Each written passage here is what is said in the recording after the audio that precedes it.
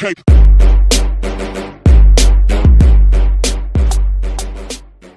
Welcome, Wargamers. This is Doug with 2+ Stuff, back with another While You're Forging, episode 3.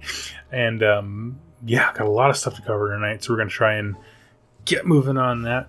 A few things before I begin, the most important of which is I made a huge error last time where one of y'all had sent me a camera free of charge, and I incorrectly gave the name as Adam. And the reason is because Adam is in their last name, and when it shows up on Gmail that he was messaging me, it looked like Adam.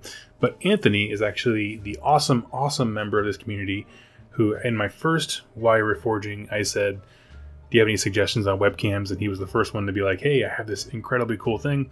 Let me ship it to you. And so we worked that out. So I wanted to get that correct because I am so eternally grateful. I think that is so cool. So it is top priority for this. The second thing is we're going to try something new tonight where instead of just y'all looking at me and my mug while I just talk about stuff, as I do them, I'm actually going to point this new webcam because I have a little more freedom with how it points and point it downward. So you're going to be looking at me while I do stuff with my hands, and I'll just take breaks to go through questions and stuff. So should be quite a bit of fun. So let's begin. Now, if you're new to this, really the point is just to have something to listen to on your commute or while you're working. You can drag out your paintbrushes and paint along. So it's just to kind of create an atmosphere where you can have fun hobby time. So and that's all I'm going to be doing, and I hope you'll join me as well. So let's go ahead and turn the camera, get a nice new position for it, and we'll start with hobby progress, which is where I always start. Okay, so as you can see here, I am all set up to do some building. Now this is actually the second time that I've had to record this. I had some computer errors with the first one. But what I was doing was building a second unit of Chaos Knights. If you remember the first episode, I built a unit of Chaos Knights that they had the ensorcelled weapons, like the kind of hand weapons, clubs and swords and such. And I had a second unit on sprue, so I wanted to grab those and do something a little different. So I got the halberd right there. And yeah, should be cool. Actually, I'm not terribly excited about painting these. I've never been good with horses. So as far as hobby progress goes, this is what I have been working on. I'm going to put some photos up on the screen here. I finished my 20 Marauders, which was a huge deal. Anytime there's a large unit, I try to do them in batches of 20 almost always. And then I kind of reward myself with a fun model. So I did the unit of Marauders, which you'll see here. And then I went into the Chaos Lord or Sorcerer Lord on a Manicore. I'll be putting that up on the screen right now as well. So that one was a ton of fun. And if you're looking at it right now and kind of wondering how I did it, I took the Manicore kit, sawed off most of the fur that comes off the front, cut off a lot of his nose, and then placed the largest skull from the skull kit, like the bits thing that they have, and put that on there, and then green stuffed it around the edges to fill the gaps where the skull meets the body. And then from there, everything was pretty normal. As far as the kit goes, I didn't change a whole lot. I don't think I changed anything but that. I love the wings. I love the rider. I won't always use him as a sorcerer, but yeah, I think he looks cool enough to be a lord too. So we'll just do that. Proxy him in.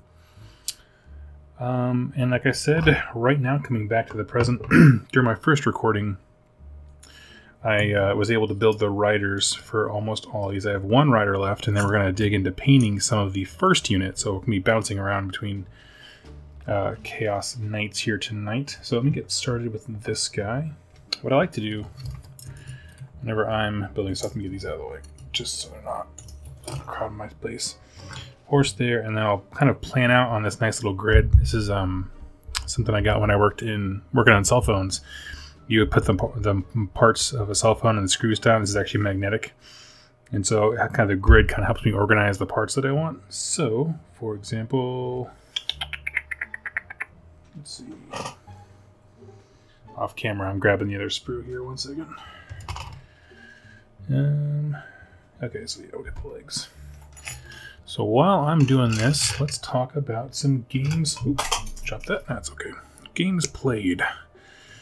I actually played 2 games this week against 2 different folks who we're both playing Maggotkin of Nurgle. I've actually had quite a few games since that Battle Tome was released. And I have to say, I'm really impressed with the book. Generally, I am very for it. What else can I say about it? Yeah, no, I mean, there's not much to say. I did several videos discussing kind of what I thought the merits of the army were, like how I thought how much of a home run it was for GW to have a book that includes so many forces with the demons, the pestilence of Nurgle, pestilence of Nurgle, Skaven pestilence, demons of Nurgle, slaves to darkness, and rotbringers, obviously. That's all pretty well documented in all the videos that I did during Nurgle Week. But yeah, it just to see it on the tabletop is a little bit different. The first game, it was against my good friend named Max over in the town next over, and it was just one of his more intro games. I think he's played AOS a handful of times, nothing terribly dedicated. And so he had asked me to kind of come out there and kind of teach him. And so basically he plays Nurgle Demons in 40k. And so he just saw that the book was getting a lot of positive feedback and grabbed it so that he could play AOS if he ever wanted to, which is like the best possible scenario. Like that's what GW should be wanting. So yeah, we tried it, and I played my Stormcast Eternals, and he didn't wipe the floor with me, which is good, but he did beat me pretty soundly. Looking for the shield arm. Where's it at? Oh, there he is. Yeah, he, let's see, he brought a Great Unclean One. Let's see, bring 2 units of 10 Plague Bearers, a Poxbringer, like the normal Herald, and a unit of 3, I think it was 3, Beasts of Nurgle. I always call them pups whenever we're playing because they're supposed to be very dog-like. But yeah, so, and with that, I had Stormcast. I put a unit of Liberators up in the sky to be come down later.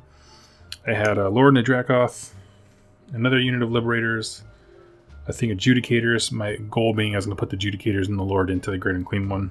Going to go monster hunting there, or at least big guy hunting. And the game went pretty well. We played Battle for the Pass, sorry. And yeah, it's hard. You know, obviously it was his first game, so we got a few, not rules errors. I think the rules errors were fine. I think he just missed a bunch of rules, right? Like, the Great Unclean One has a chance to do mortal wounds when he charges because his girth just smashes people. So, you know, it's just little things like that.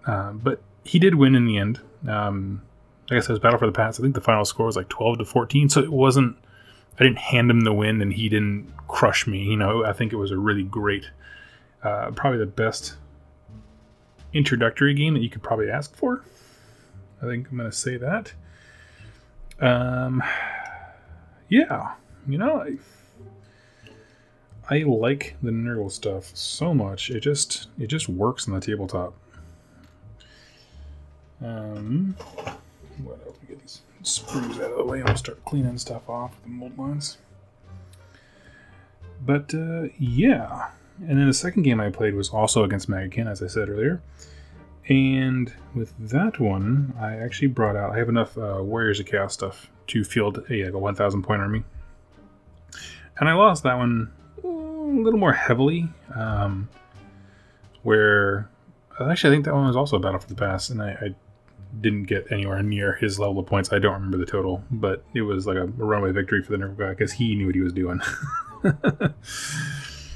And that's, you know, that's the thing, but I lost both games, but I can be really honest with you and tell you that I had way more fun with the Chaos stuff, these things. I am in love with Marauders as a unit.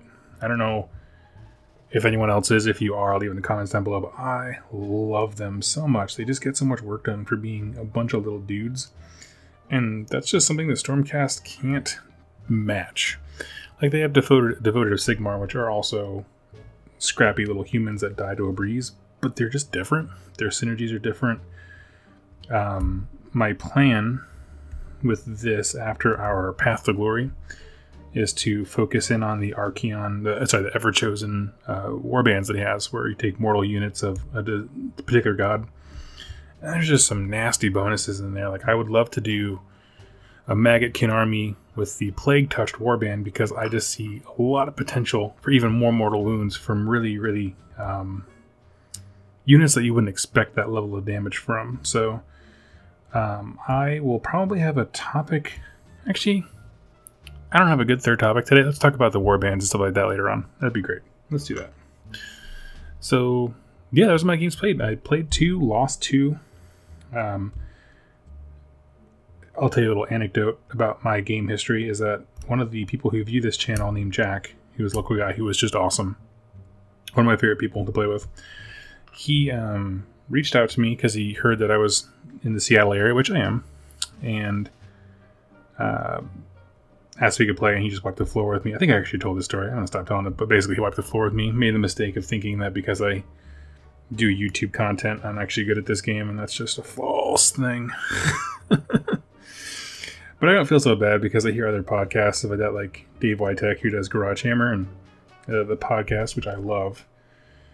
He talks about all the time. He gets his butt kicked and just wiped the floor, and I'm sure he's a really good player. But people who, I think, for me personally, like, I spend more time thinking in regard to this hobby about how I can present things to y'all, rather than I think about playing the actual game. Like, I've never had the dream of playing in a tournament. I just never wanted to. So it's just a personality thing. I'd much rather just make content and share it with y'all. I'm a sharer. We'll say that. So let's move past games played and go into Q&A. And we actually have several questions this week. I just started this thing. If you have a question that you would like to ask me, if you look down in the show notes below, you'll see a link to a survey. I think it's a bit.ly link that I made, where you can go there and you have the option to typing in your name, but of course you don't have to, and ask me a question. And if you do, it'll be here on the next WYR Forging, which roughly a week. I'm not going to hold myself to every week. That's kind of the whole point of not doing a podcast, but the show will be roughly every week when my wife steps out to do whatever errands and stuff like that she wants to do, or hang out with friends. Basically, when I have the house to myself, I can just do this, knock it out. So let's see what this week's questions are. Go back to number 1. Okay, first question from Tobias Nensetter. Doug, when do you think the Legions of Nagash will be released? Actually, so it's Sunday right now, and it was just announced that next week it'll be up for pre-order, which means usually they do the pre-order a week before it's actually released, so probably 2 weeks is my guess. I can't remember what the release was. There was something where you could pre-order it way in advance. Like, it came out weeks and weeks later, but I can't remember what it was for the life of me. But I think that's definitely the exception, not the rule. So probably 2 weeks. Good bias. So let's see. Next question. JBP asks, what is the best way to start a Clan Pestilence and Maggotkin of Nurgle army? Now, you say Clan Pestilence and Maggotkin. I covered both of these in a video called Getting Started in Maggotkin, which you can go view. It should be towards the top. Pretty recent. Where that one kind of went over the various start collecting boxes. If you want to go Clan Pestilence, the starter box for them, buy 3 of them, just without even questioning. You're going to want every single thing in those boxes, in multiples of them. If you're thinking about Grand Alliance, not Grand Alliance, but the grander picture of the Maggotkin army, like taking from everywhere, probably, I think the best bet is Demons of Nurgle. And the reason is they, right off the bat, get access to all of the command abilities and spell lores, and if you buy 2 boxes of those, you can build a Taliban, which is a really great battalion. So I think there's a lot of game there. So that's probably the best place to start if you just want to go general Maggotkin. But then again, it's up to you. I have a soft spot in my heart for Pestilence, and one day I'll play them. One day. Not this day.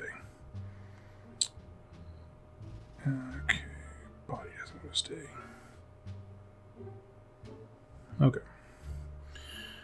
So yeah, I would say definitely refer to that video. If your question's not answered there, leave it in the comments of that video and I'll follow up with you. But I kind of just went through each of the start collecting boxes because they're the greatest of starting points for this hobby, and kind of gave, you know, here's why this one's great for Maggotkin, Here's kind of things you need to know about. Here's what they have access to and they don't.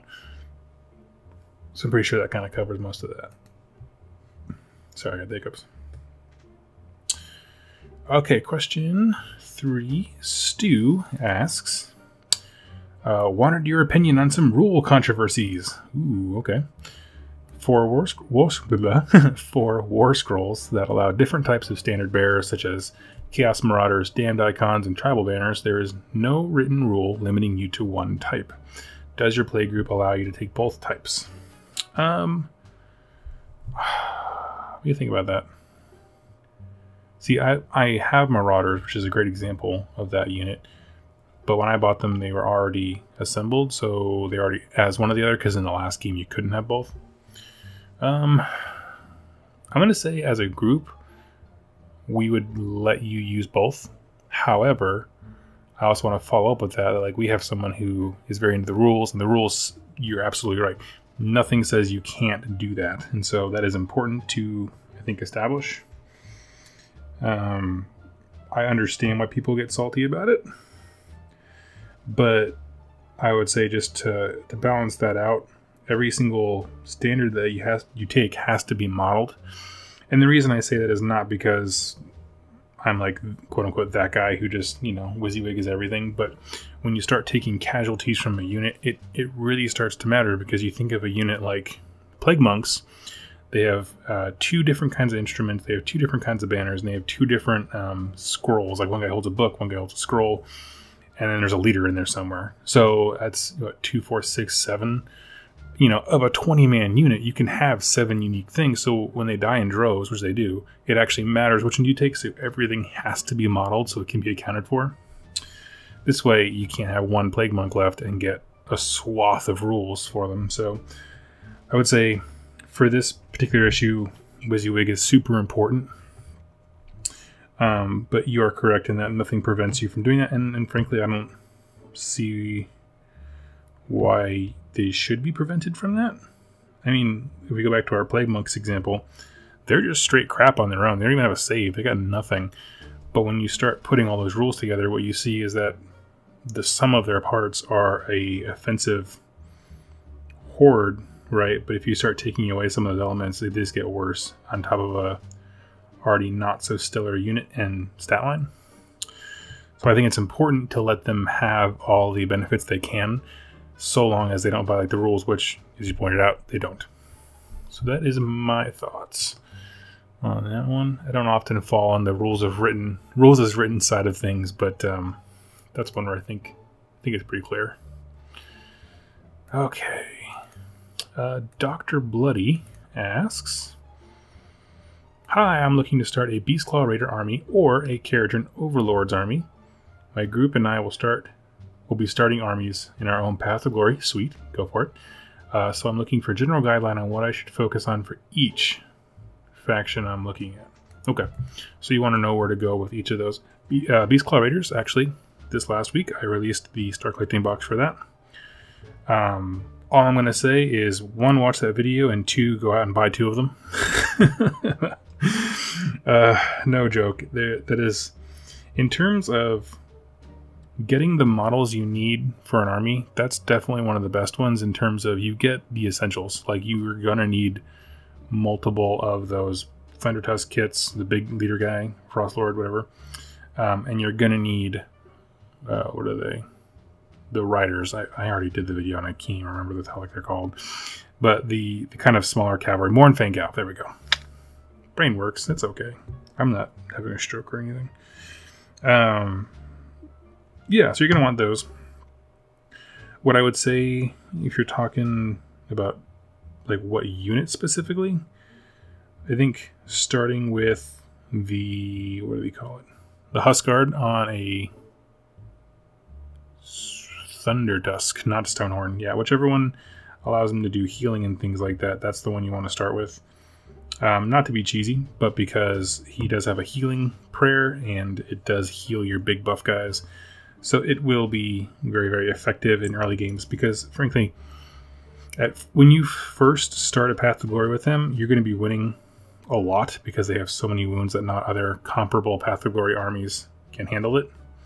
But once your opponent's armies get bigger and they can start to compensate for the number of wounds you have and how many attacks it requires to bring down one of your guys, it's going to become very important that you can heal them. So that would be definitely my suggestion there. Let that guy dry for a little bit. And we'll just hammer through some questions. Okay. Oh, I'm sorry. And then the Keratin Overlords. Yes, I'm sorry I asked about that. That one I'm actually not terribly familiar with. I did the lore review, but I haven't gone really into the rules yet. I had a friend of mine start, and he grabbed a frigate and 2 boxes of the whatever their basic battle line troop is. And I think it's just a generic hero.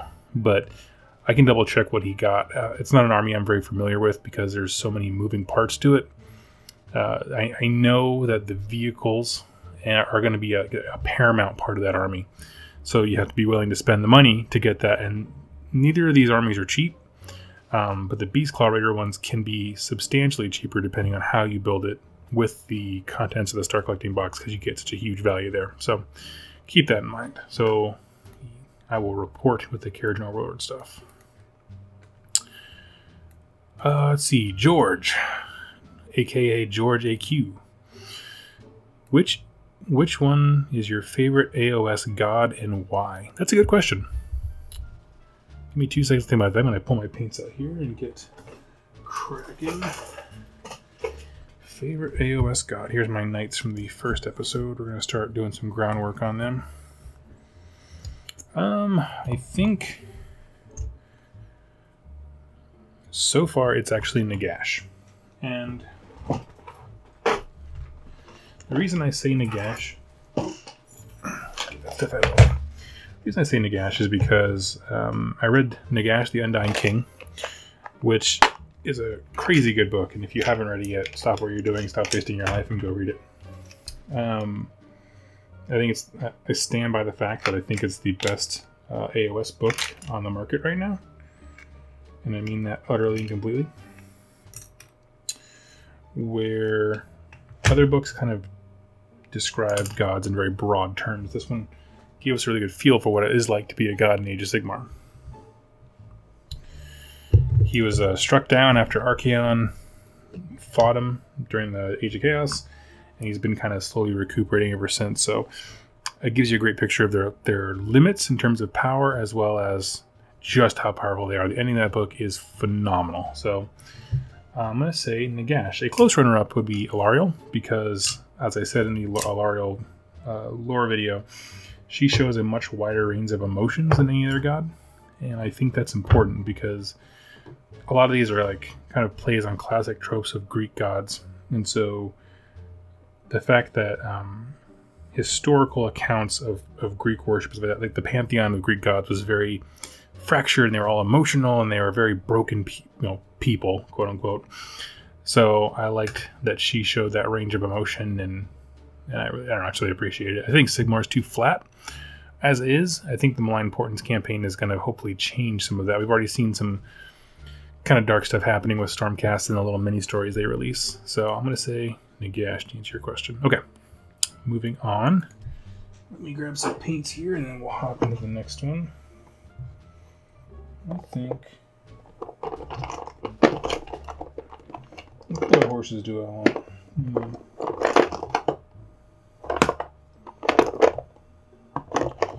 I think I want dark brown horses, and then I want the leader to ride a pale horse. I think that sounds cool. We'll do that. If you haven't seen, I guess I showed it earlier, but the paint scheme for my Chaos army is going to be, they view themselves as white knights, so a lot of the stuff, like the cape on the Sorcerer and Manticore, that brilliant white. So I'm going to kind of splash those colors into these guys as well, so I'm excited about that. Okay, so the next question is from Dead Gamer. He asks, question for the show. When you say we in regards to the channel, to date we have yet to see another mug outside from your own. Who is this we? Okay, I like that. That's a good question. Good on you for paying attention. The we. Well, on one hand, when I first started this channel, I actually had my wife, who was so lovely and supportive, do some voice work for the channel. Some of the people who are only watch the new stuff wouldn't know this, but if you look back at some of the early lore videos, like the ones for Flesh Eater Courts, she actually did some opening narration. She read the opening kind of fluff, I guess you would say, like the little like page and a half you get to kind of summarize the army at the beginning of every every battle tome. So she read that for me, and I was so grateful. So on one hand, it's just always referring to her, because it's not just me who makes these things possible. But in the other sense, in the grander sense, I guess you could say, it refers to the community that I have here on YouTube, because for example, like the picture you're looking at me on right now is someone donated a camera because they heard that I needed something. Like, that's awesome. And that guy, Anthony, is his name, as I corrected myself earlier, is just as much responsible for the success of this episode and all WYR forgings as I am. And I take that very seriously. I don't take anything for granted. And so when I see that, people who directly help me, and then just going through the comments, I'm notified of almost every comment. And, you know, someone will ask a question, say, I'm new, and ask a question, and someone else who I don't even know would answer them with a really good, solid answer. Like, that guy is doing his part to make this a really great community. So, like, those kinds of things, like, that's it goes beyond just me, it goes into us, you know? And that's the kind of feel that I've always wanted to have with this channel. That it's something bigger than me, that there's a positivity out there that is more than just one guy sitting in front of a computer all the time. Way too much. So, and that's why I say we, because it is us. It's we. Next question. Brokey Bites asks, what is the best thing and the worst thing about AOS since the old world died? Well, for one, I would say the gameplay. I think resetting the game mechanics has opened up a whole new world. People were really negative about it, and then they did to 40k, and all of a sudden it's the best thing since sliced bread. So whatever, you take whatever word you want to hear about that.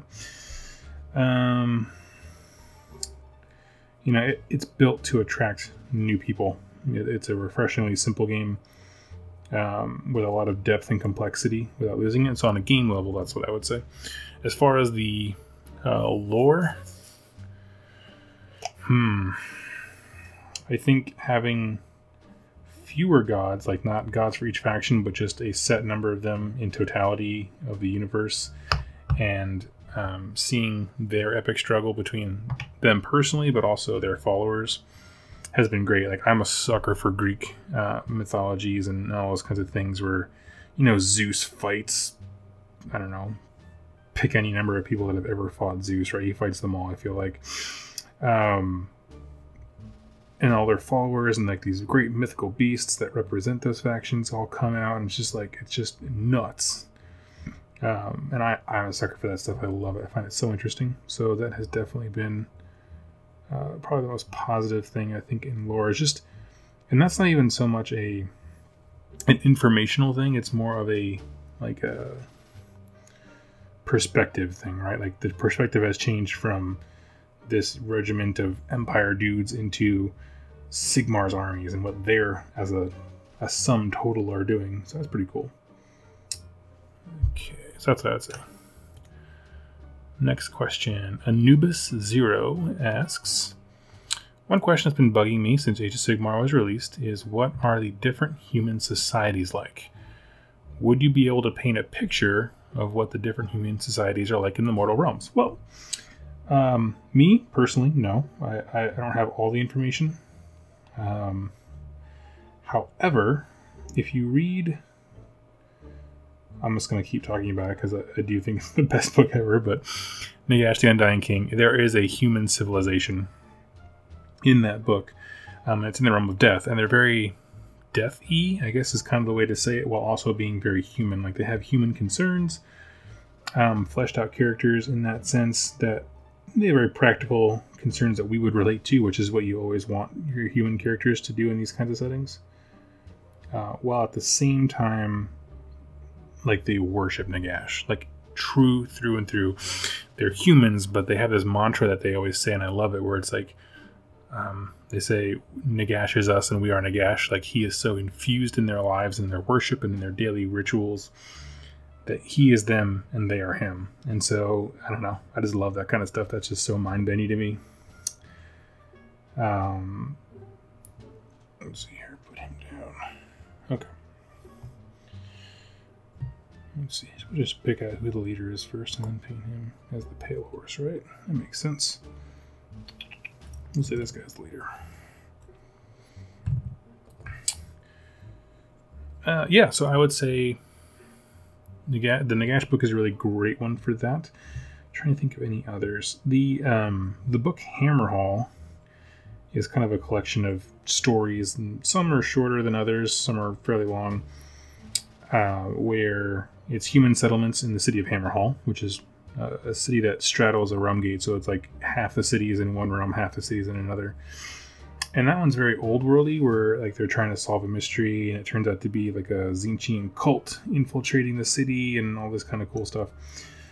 It wasn't my favorite book, but it just appeals. Honestly, it appeals to the people who really loved old world fantasy, and I respect it. It was great writing, like just from a perspective of like technical writing. But it wasn't my thing. But it does give you a sense of what humans are like, what they're doing. You follow an Inquisitor at some point. Well, I guess at all points. He's just an Inquisitor in that book. But yeah. So I'll have to say, no, I can't paint you the best picture because it varies so much from realm to realm.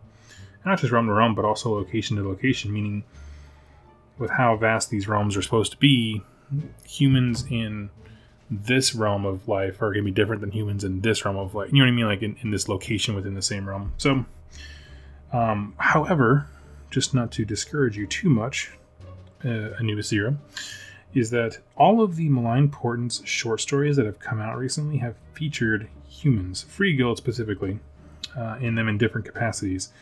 I think maybe not, I'm not calling that they're going to release Free Guild Battletome, but they do seem to be like really injecting them heavily into the story. And I think we spoke as a community and they listened that humans act as kind of the point that we relate to in this kind of extreme fantasy.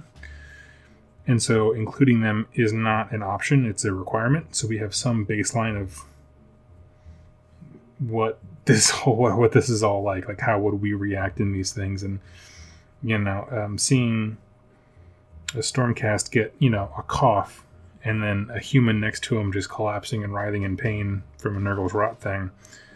It gives us perspective. It helps us understand, like, oh, this is what a normal human can take, this is what a Stormcast can take, and this is what Nurgle Rot does to both of them. And so they just act as a really healthy, I think, necessary baseline for all those things. Yeah, okay.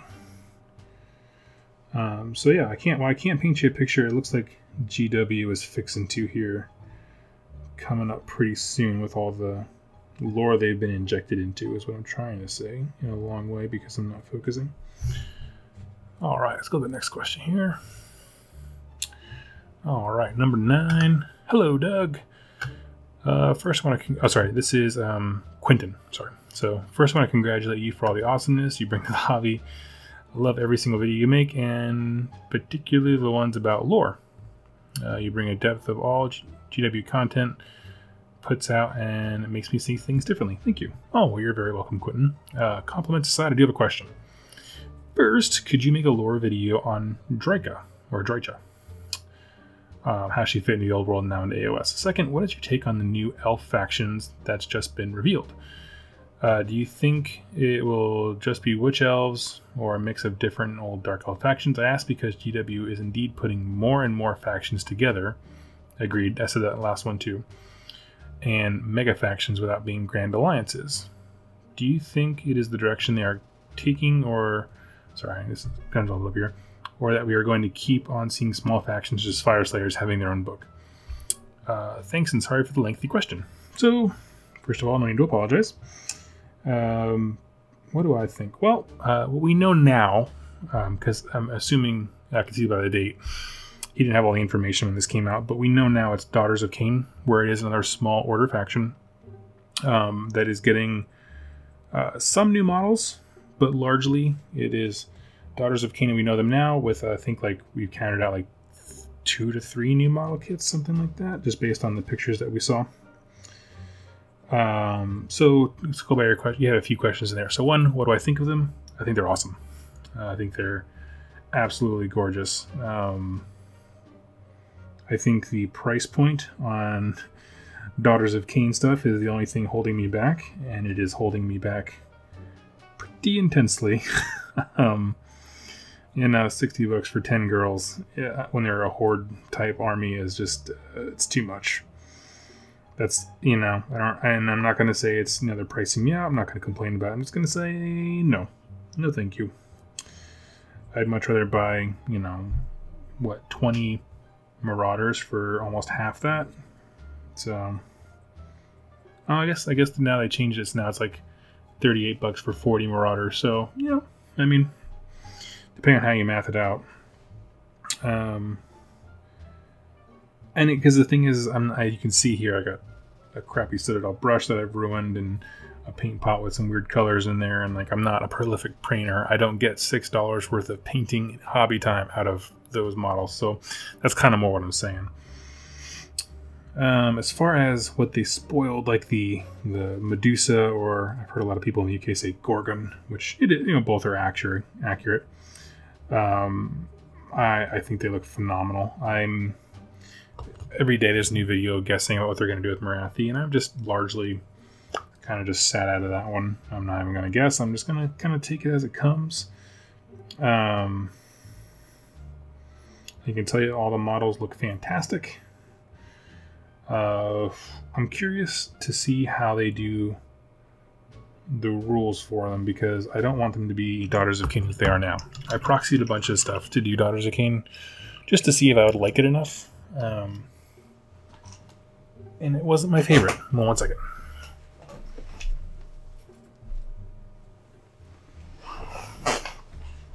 Okay.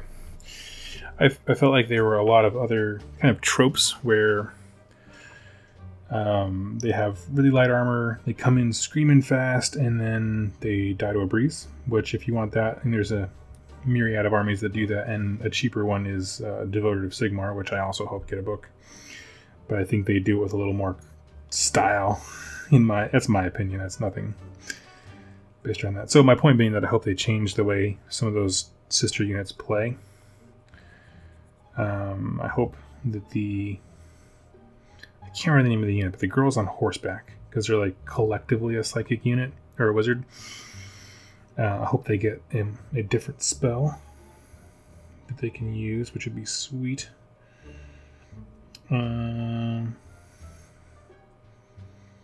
What else? What did you ask? Oh, do I think they're putting the factions together? I think generally they are, but there's always going to be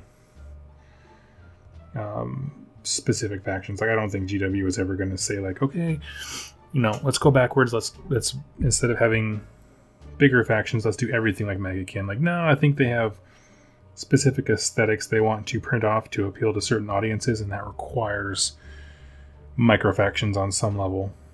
So I think we're seeing both of them. You know what I mean? I think we're seeing a healthy mix of larger, more encompassing factions, and then smaller things that are more tailored to people's tastes and what the feedback they're getting from folks.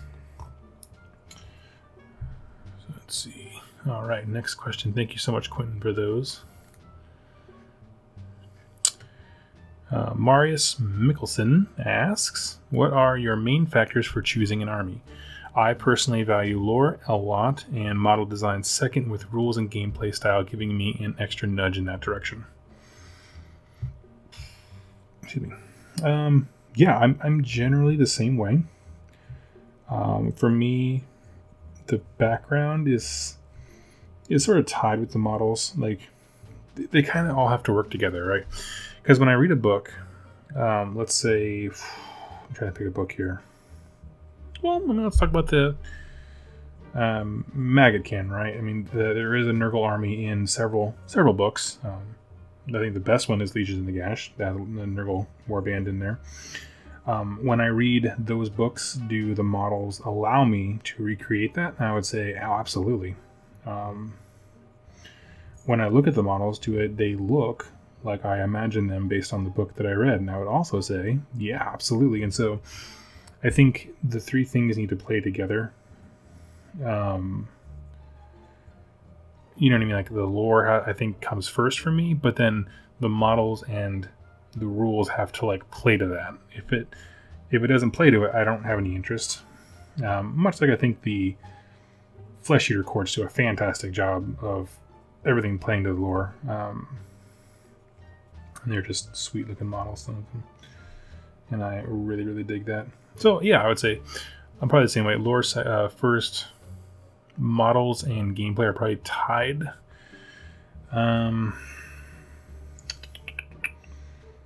Yeah, and as far as like competitiveness of rules, I am not a competitive person. I've said that multiple times on my channel. Folks send me like lists to review, and I just say, "Oh, that looks like it'd be fun to paint," because I don't know. Like I don't have that mind for list building and seeing what models do and just kind of natively knowing how this list would function. But that being said, when I talk about like choosing an army, I definitely want to look at the ways and that it is built effectively. Meaning, if I want to play Flesh Eater Courts, which I love that army, I may at some point in my life pick that up. I would look online and see like, okay, so what are people who are winning with Flesh Eater Courts actually playing? And I don't do that to netlist or because I want a tournament win or whatever. What I'm looking to see is how many of the things in this army are generally useful for gameplay. For those, it's mostly Vargeist and people riding great big beasts. You don't see a whole lot of actual flesh eaters, like the little crypt ghoul guys. Not a whole lot of them, but that's the thing that draws me to the army. So, and that's when I'm like, I'll wait. You know, maybe something will kind of change, and those guys will kind of take the center stage again. So, yeah. Let's see here. Next question came from Anonymous. They didn't put their name in here. Hey, 2+, I was wondering how long it normally takes for a battle tome to be released after it's announced. Really looking forward to seeing Legions in the Gash battle tome, but I can't decide if I should go ahead and start buying models to get a head start on painting them, or if I should wait to see what the battle tome brings. Thanks for your time and advice, you rock. Well, thank you very much, whoever you are.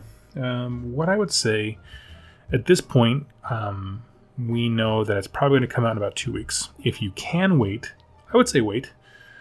We know a few things, like the armies are going to be organized by Mortarch. However, they are going to be able to cross over, like the example they gave in the page they listed off today on their Warhammer community page. The post, I mean, was that, like they said, I think the example was in a Neferata army, you focus on skeleton warriors, but there's also a splash of Vargeist that come in.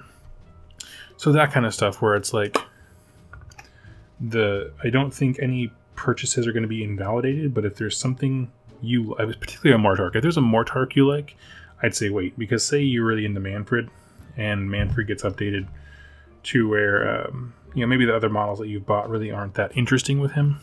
It's just better to wait.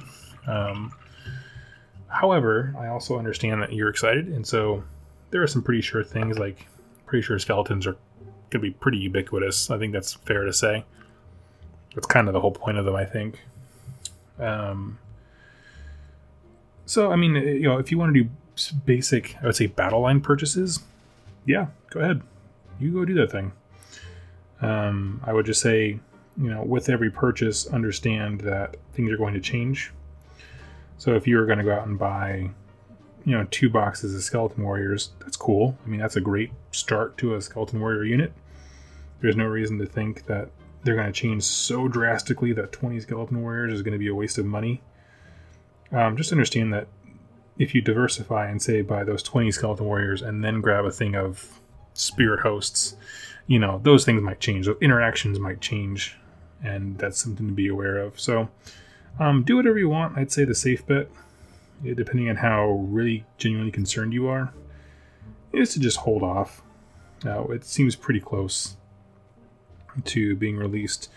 But if you're itching to go start painting something, I would never dissuade somebody from hobbying. So go grab some base battle line units for sure.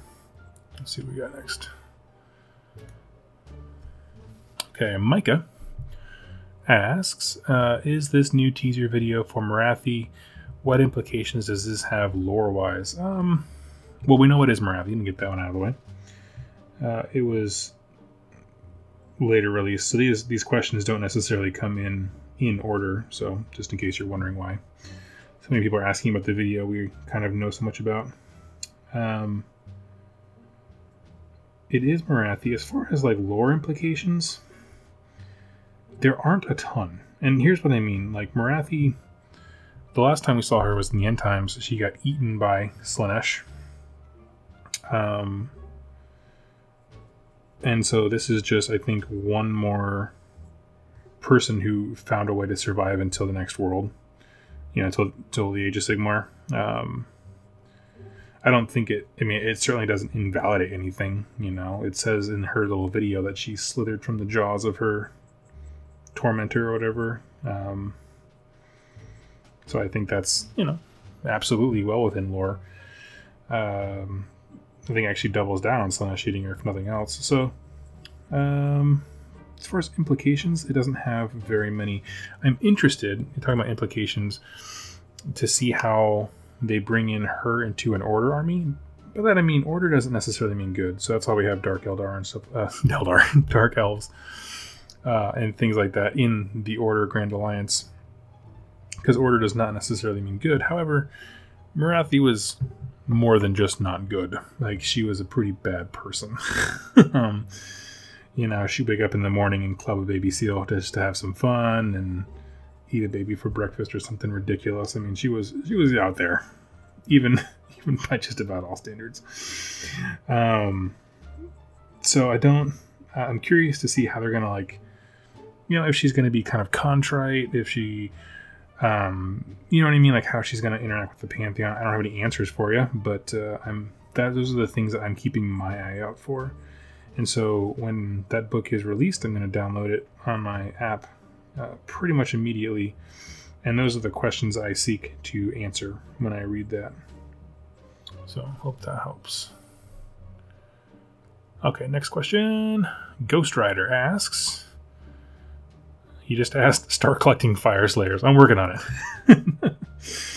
I'm working on it. I didn't actually realize that the Start Collecting box comes with the Magmadroth kit. Well, I guess I knew that, but I mean, what I didn't realize was the Magmadroth kit comes with like 3 heroes. So I was waiting for a buddy who plays Fire Slayers to get back to me with some more information. He kind of filled me in, so I wasn't, you know, making up all of it. Like I said, I don't play every single army that I review, so it just takes a little time for some. Next one. This is Glenn from Ireland. Hello, Glenn from Ireland. Hi, I'm enjoying your WYR Forging show. I actually discovered your channel when I was looking for Bone Splitters content on YouTube. I just started the army, really love the lore of them. My only problem with them is from a modeling point of view, they lack really big centerpiece models and perhaps some other things to flesh them out a bit. I'd like to add some Snotlings and Garrote Rock Throwers and Doomdiver Catapults, to them in the future, as they all look very caveman-esque, which is true, and I think that might fit in well with the rest of the Bone Splitters. But as for a big centerpiece model, what could I add? I was thinking a big beast, but painted with an ethereal blue or green spirit paint job. I'd like to know your opinion on it. Great beasts to add. Actually, Forge World has one that is really, really great, and it is the Rogue Idol of Gork or Mork. And what it is, it's a big stone construct that's powered by the spirit of the Wa.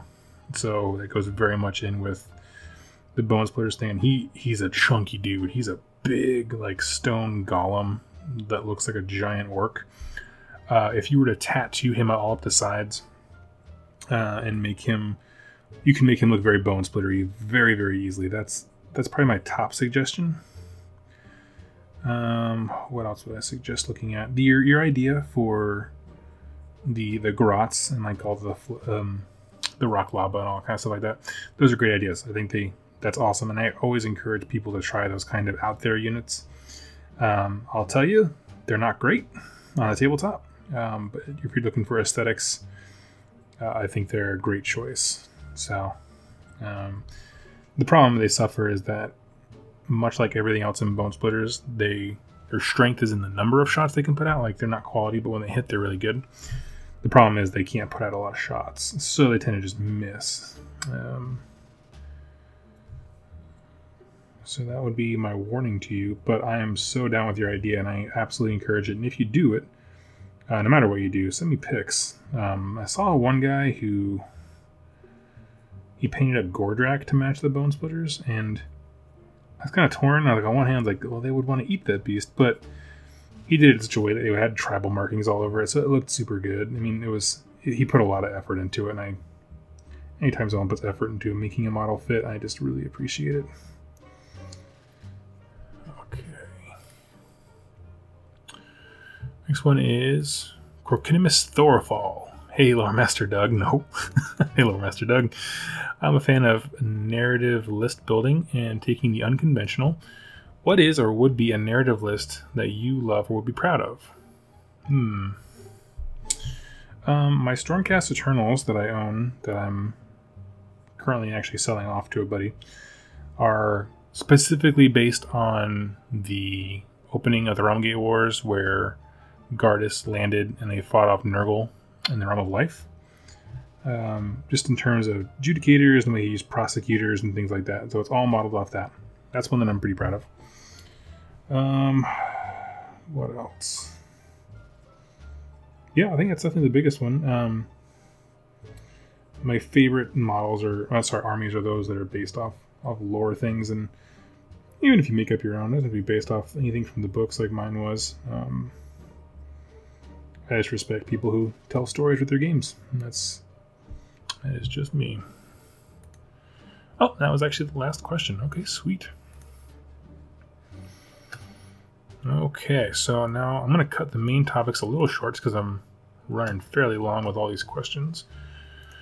But the main topic we're going to talk about is trading armies. This was suggested by my local play group, and I am very different from my local friends in that I buy, paint, sell / trade off armies pretty regularly. Since AOS started, I did Warriors of Chaos the first time, then Stormcast, Bloodbound. I owned some Pestilence for a while. What else? Oh, Bone Splitters. I had a huge Bone Splitter army. Fully painted and everything. Traded it off. Oh, Demons and Nurgle after that. And I think that's about it, with some 40k armies splashed in here and there. So it's just what I love to do. I love the trading aspect of things, trying to see what you can get, new things to paint. And so I wanted to ask you guys as a community, do you guys do that? Do you know someone who's into that thing where they get an army, paint it up, get rid of it really quickly? I don't get rid of armies because they don't play well. I don't get rid of them because, I don't know, I hate the model. I wouldn't have got them in the first place. Or anything rules or tournament related. Strictly only ever because I want to try something or paint something new. So I'm kind of curious about that. My friends have a local policy where, a personal policy I should say, they never get rid of a painted model because I think they don't paint the same way I do. Like, I just mass batch, 20 Marauders, boom.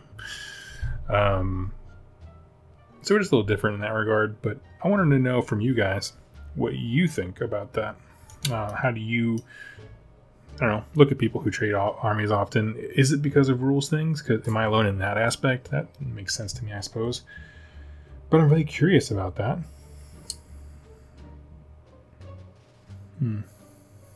Okay. Yeah, horses are coming good. I think the leader always having a pale horse would be pretty cool. I think we're going to go for that. For these guys, kind of bringing it in here for the night, I'm going to have all the armor be black. It's going to be edge highlighted with the metallic. Yeah, and just really, get through these guys pretty quickly. Like I said, I'm not the biggest fan of painting horses. I don't have an interest in it, but we will get through this and overcome. So the questions ran pretty long tonight, and my voice is getting a little hoarse. So I'm actually going to call it a night here and let my wife go to bed. But I thank you all so much for joining me. A few ways you can support the channel if you'd like to. You can always head over to the 2+ Stuff store in the show notes and check out our new death mat, which is absolutely perfect for this malign portents thing coming up. There's no tie relation, it's just coincidence. I only have 100 or so of them left, so whenever you buy one, whenever they're out, they're out. Ship anywhere in the US for free, so go ahead and check that out. In addition to that, you can always leave me more questions for more content for everyone else. Go down to the link down below. And we are also having a 5K giveaway. When I hit 5,000 subscribers, I'm going to look at the see who signed up at the link down in the show notes below. And one of those guys or gals is going to win a $100 in US dollars gift card or gift certificate to Games Workshop. So in whatever country you're in. The information there is all required by Games Workshop, so I'm not asking for your email for personal reasons. I don't want to steal it. I don't want to sell it. I just want to get you your money. And then that's really all there is to it. So, friends, I look forward to seeing you next time on WYR Forging. Until then, you guys have fun and happy wargaming.